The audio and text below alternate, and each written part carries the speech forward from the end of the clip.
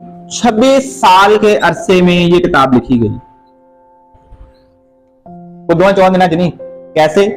लिखने वाला जो बंदा था ना, उसका नाम था नेपोलियन हिल। नेपोलियन हिल जो था, ये बात है सन 1920-30, 10-20-30 के जमाने की।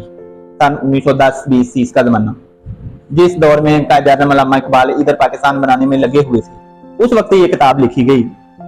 उस वक्त जो दुनिया का सबसे अमीर बंदा था ना, उसका नाम था एंड्रियो कार्नेगी।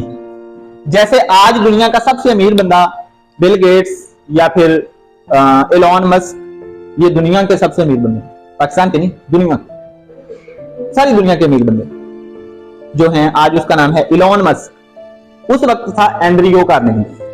एंड्रियो कार्नेगी इसको कहता है कि यार मैं इतना कामयाब हुआ, आप इस पे कोई किताब लिखो, मैं कैसे हुआ कामयाब। एक मजदूर था ये बंदा, मजदूर से ये दुनिया का अमीर तरीन इंसान बना। इसको सोच आई कि यार अगर मैं मजदूर से दुनिया का अमीर तरीन इंसान बन सकता हूं तो कोई और भी बन सकता है। लेकिन वो कैसे बन सकता है? जिन असूलों पे, जिन बातों पे मैंने अमल करके इतनी कामयाबी हासिल की, किसी और को भी वो बातें पता चलनी चाहिए ताकि वो भी अमीर बन सके, वो भी माली तौर पर कामयाब हो सके। इसने फिर मुख्तलिफ सहाफियों को कहा कि आओ जी मेरे साथ बात करो, मुझ में वो खूबियां, वो आदतें ढूंढो मुझ में जिन पर चलकर मैं इतना कामयाब हुआ। वो खुद अनपढ़ था, ये खुद अनपढ़ था। तो उसने अपने वक्त के सहाफियों को, पढ़े लिखे लोगों को कहा कि आओ मुझ में वो बातें ढूंढो, आदतें ढूंढो। बहुत सारे सहाफियों ने इसको इंटरव्यू दिए, लेकिन इसको जो बंदा पसंद आया, ये नेपोलियन हिल है, अभी लड़का सा था नेपोलियन हिल। इसने नेपोलियन हिल को कहा आप किताब लिखेंगे, उसका ये मौजू होगा कि अमीर कैसे हुआ जा सकता है, लेकिन आपको उसका मिलेगा कुछ नहीं, आपको वो किताब लिखने का कुछ नहीं मिलेगा, कोई पैसा नहीं मिलेगा। बंदा कहता डन, लिखूंगा मैं। उसने ये नहीं सोचा कि लो जी मैनू पैसे नहीं लभने, मैं क्यों करना नहीं, मैनू कोई ना कुछ लभना, की फायदा लभना। उन्होंने कहा डन, लिखूंगा।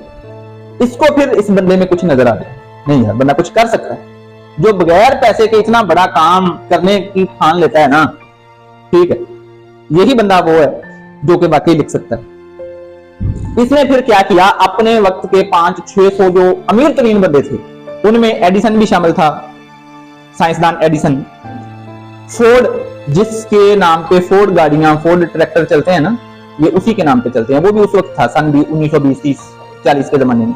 उस वक्त उसकी गाड़ियां बनाने की फैक्ट्री थी फोर्ड की। इस तरह के लोग जो कामयाब तरीन थे, इस बंदे ने क्या किया, नेपोलियन हिल को ना उन सब के पास भेजा अपनी तरफ से, अपनी सिफारिश पे कि जाओ उन सब के पास जाओ, उनके भी इंटरव्यू करो, मेरा भी इंटरव्यू करो, मुझसे भी बातें पूछो, उनसे भी जाके पूछो, फिर उन सब का निचोड़ निकाल के इस किताब में लिखो कि अमीर कैसे हुआ जा सकता है। 605 से 600 दुनिया के अमीर तरीन बंदे, और फिर मुख्तलिफ फील्ड्स में जो कामयाब तरीन 1000-2000 लोग से, यानी कि टोटल 2000 से ज्यादा लोगों के इस बंदे ने इंटरव्यू किए।